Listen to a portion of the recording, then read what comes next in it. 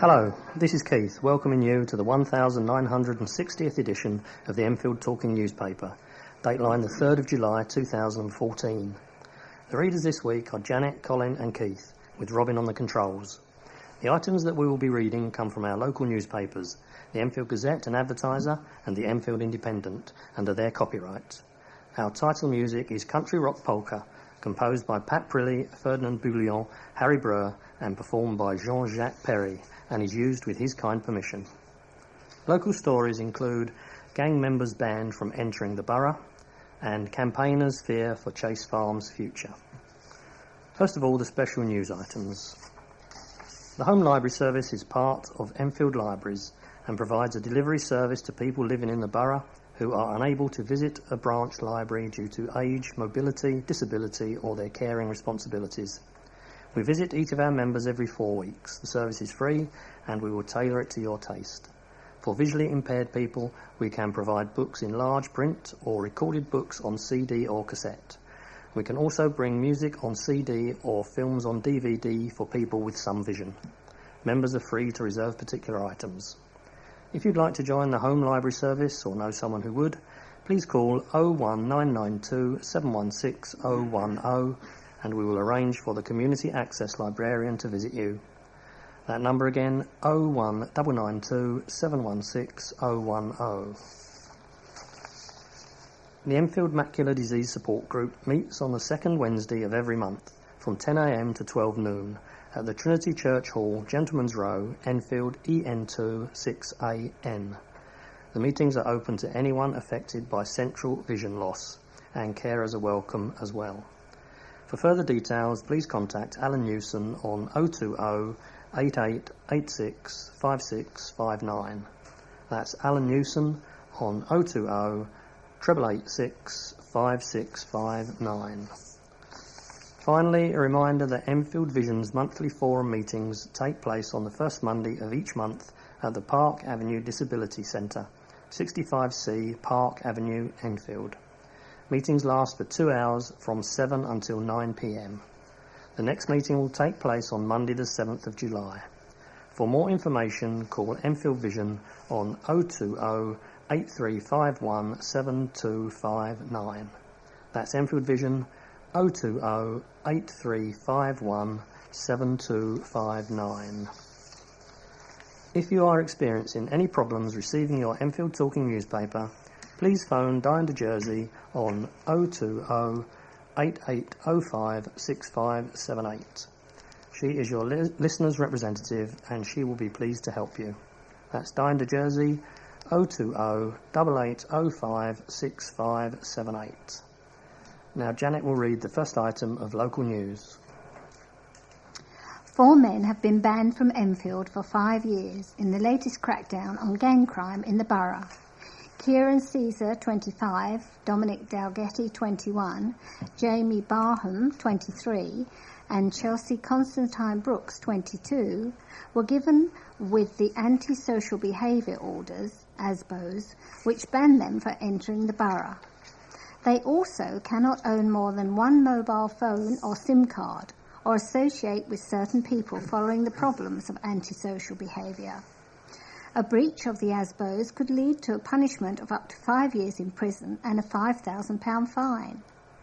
The orders were made after a joint prosecution by Enfield Borough Council and the Metropolitan Police, the latest in a series of measures introduced in a bid to reduce gang crime. Last month, a dispersal zone was extended in Enfield Town, giving police powers to break up groups of young people loitering in the area, and the local authority brought in a host of measures, including CCTV and dispersal zones, to curb antisocial behaviour in Chase Green. Cabinet Member for Environment, Councillor Chris Bond, says the recent ASBOs are an indication that the local authority is doing what it can to reduce gang-related crime and violence. He said, "We will not tolerate illegal behaviour by gangs and their members in this borough, and will do everything we can to identify, catch and punish those responsible for the abysmal crimes they commit. Enfield is a peaceful and safe borough, and we will not allow the small criminal minority to wreck the lives of decent, law-abiding members of the public. These ASBOs show we will do whatever we can to disrupt the lives of criminals and make it as difficult as we can for them to continue with their criminal behaviour. Our message is simple. If you are thinking of coming to Enfield to commit crime, don't bother, because Enfield Council and the Metropolitan Police will hunt you down and deal with you. Enfield Council was the first authority to use an award-winning call-in process to warn known gang members about the consequence of gang violence. The individuals are warned about their criminality and wild behaviour by police, judges and probation service, council officers, ex-gang members, community leaders, surgeons and the parents of young murder victims. The parents of young people who have died as a result of gang-related violence talk about how the death of their child affected their families, while former gang members speak about their experiences in life in gangs and the consequences, and surgeons graphically demonstrate the effect of a knife wound on the body. Training Detective Constable Lisa Cook from the Enfield Borough Gangs Unit said, "Gang violence is a critical issue, and so we established a gang unit to combat the impact. This response has two fundamental strands, namely enforcement and, where possible, working with our partners to prevent and divert individuals from the gang lifestyle." The Gangs Unit and the Metropolitan Police Service are committed to working with our communities and partners to reduce the impact of criminal gangs on the people of London. The 4 men who received ASBOs are from Hackney, Stockwell and Rayleigh.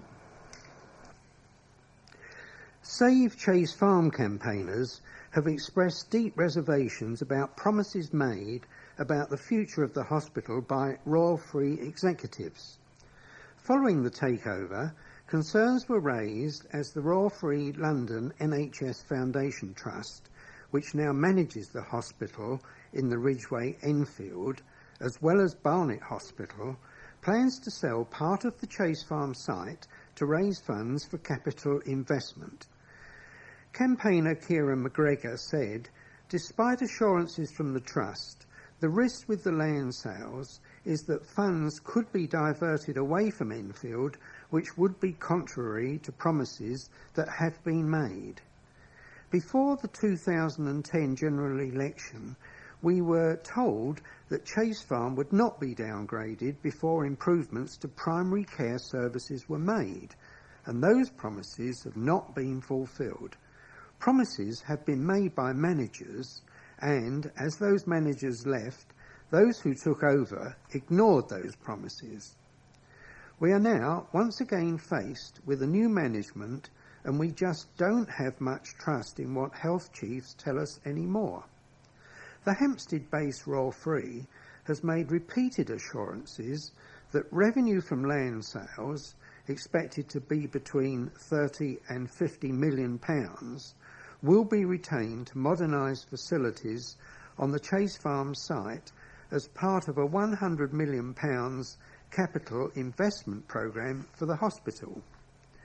But veteran campaigner Ivy Beard criticised the lack of consultation about the Royal Free's acquisition and described Chase Farm as the sacrificial lamb to a bigger hospital.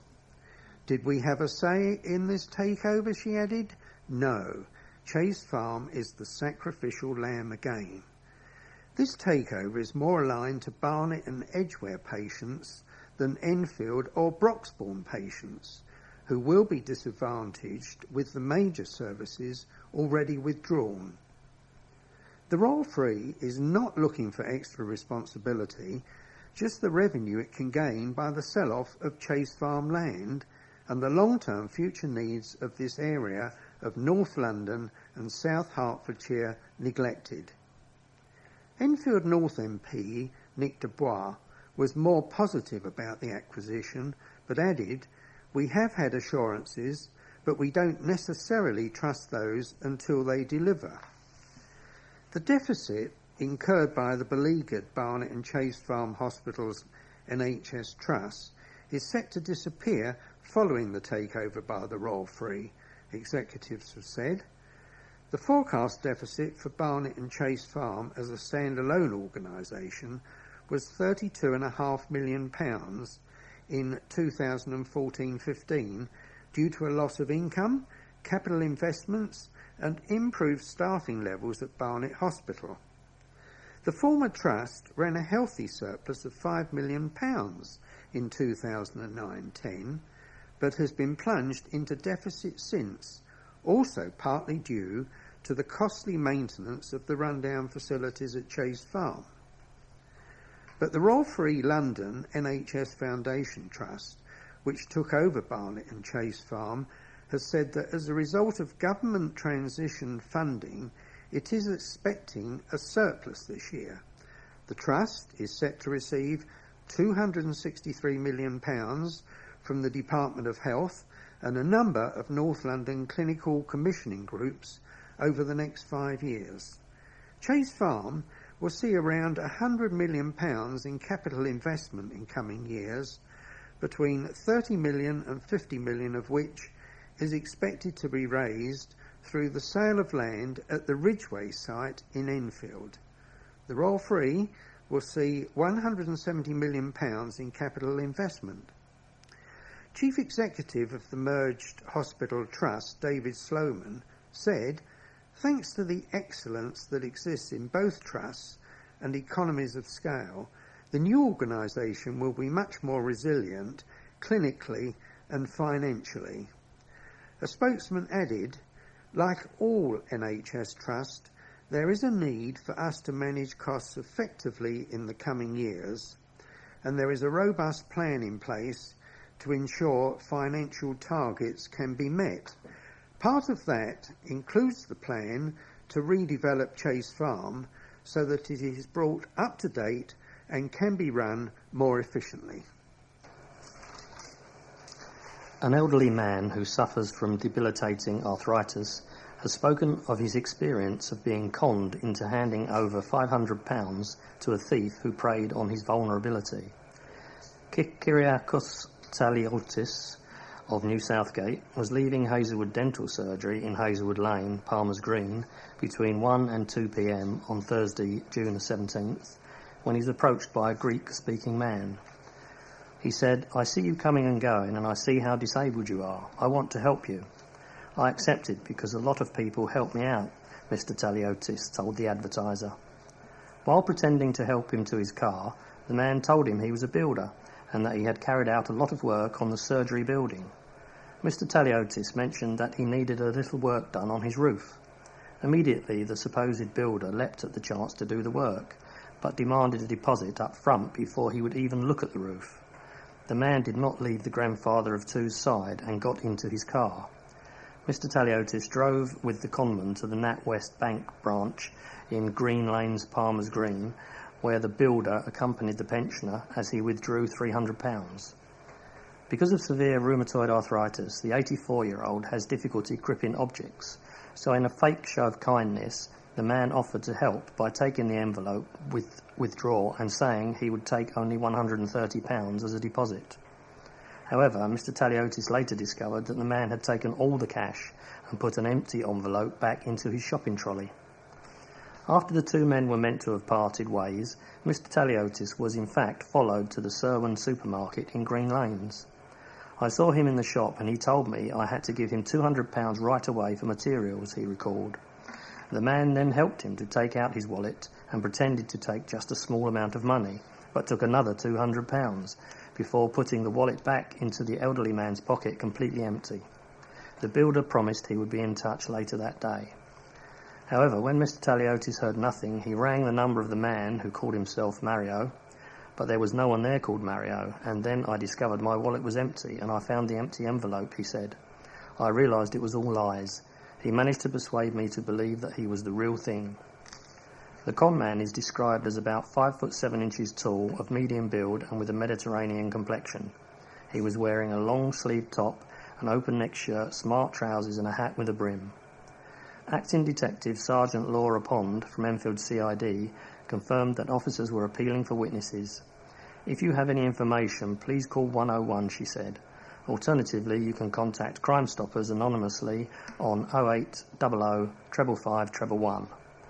That's 0800 555 111.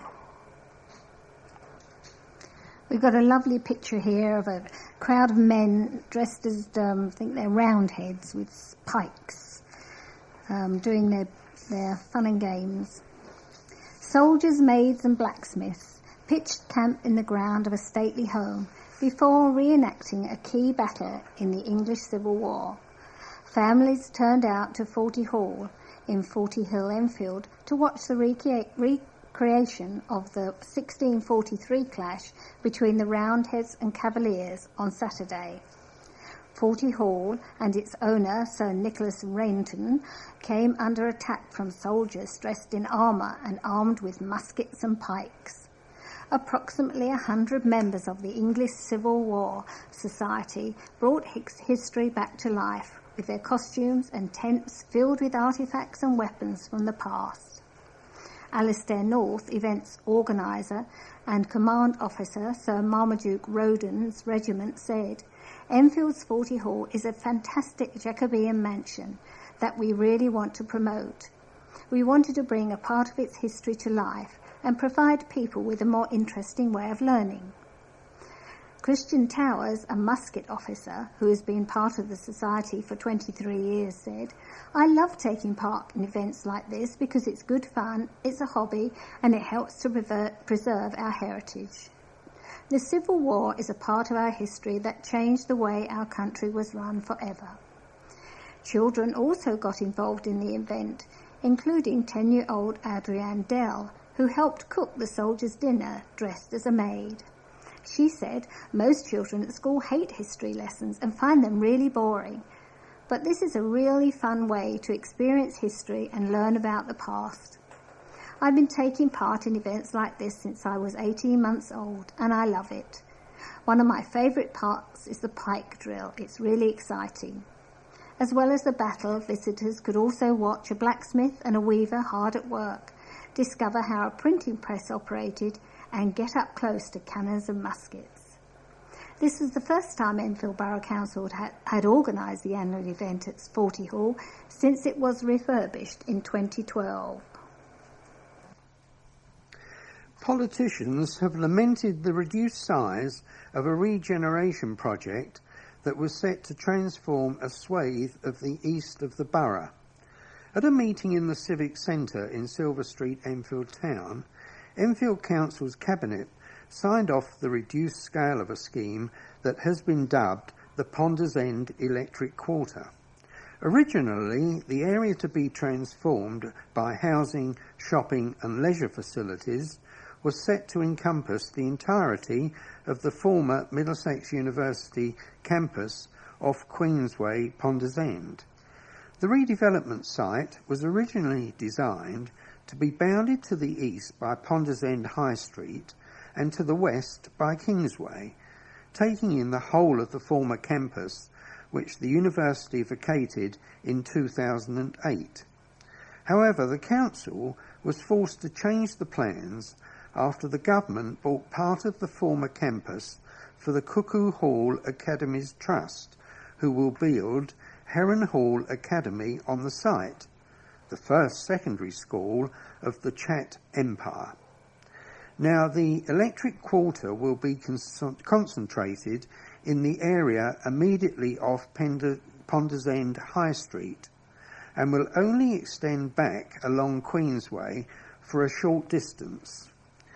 Leader of the council, Doug Taylor, told cabinet members to approve the revised plans. "We would have preferred to have had a larger footprint on this site," he said.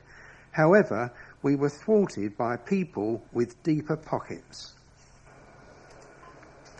A woman has spoken of her 7-year hell after suing 2 dentists for failing to treat chronic tooth decay. Christina Simpkin, 33, won £15,000 in compensation after she sued Dr. Ian Adelson and Dr. Andreas Artopoulos of Bounds Green Dental Practice in Wood Green after constant failure to treat 2 decaying teeth.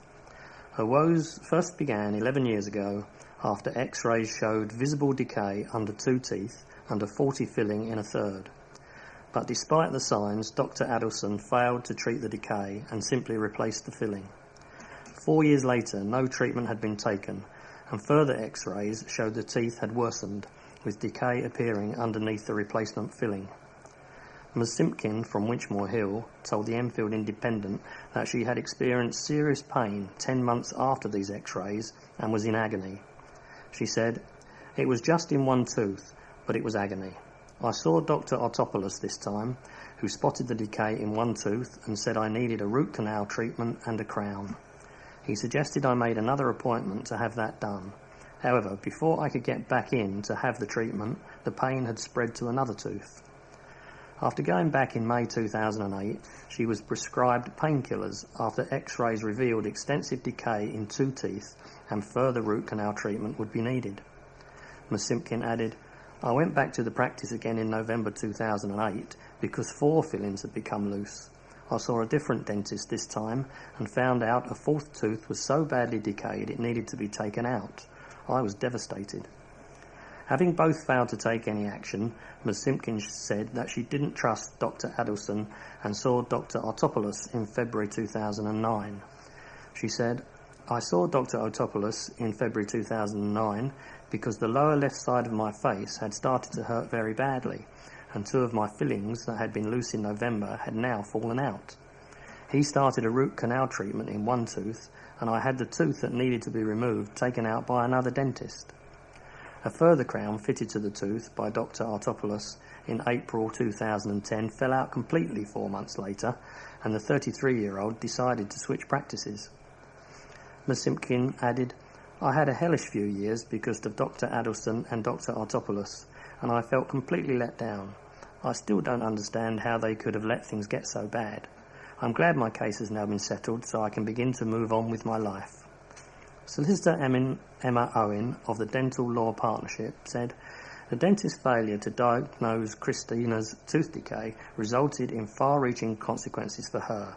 Their standards were far below what is expected, and Christina had lost 2 teeth as a result of their inaction." A woman who answered the phone at Bounds Green Dental Practice identified herself as the practice manager, but said she was initially unaware of the case and was unable to comment as the Enfield Independent went to press. Experts say that younger children develop a passion for reading, the better. But one tiny tot could not even wait until she could hold a book to get into a library's children department. Librarians, more used to dealing with births described between the pages of a book than in flesh and blood, did not have time so much as to consult the Encyclopaedia Britannica about how to deliver a baby, where Maria Neves Ruano Antique went into labour in the foyer of Edmonton Green Library in the South Mall of Edmonton Green Shopping Centre at just after the morning, 8 in the morning.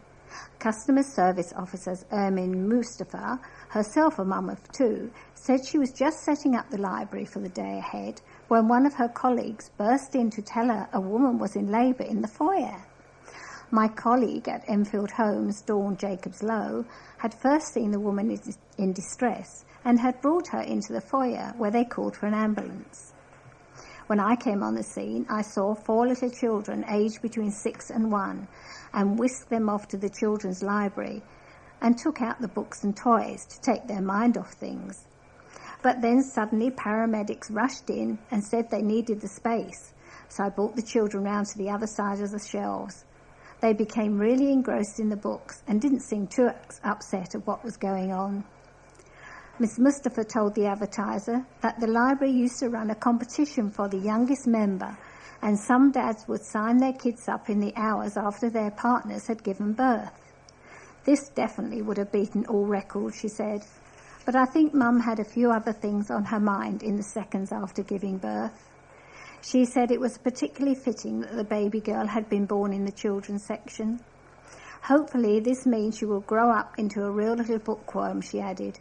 Her mum is a regular, so we were definitely keeping an eye out for her.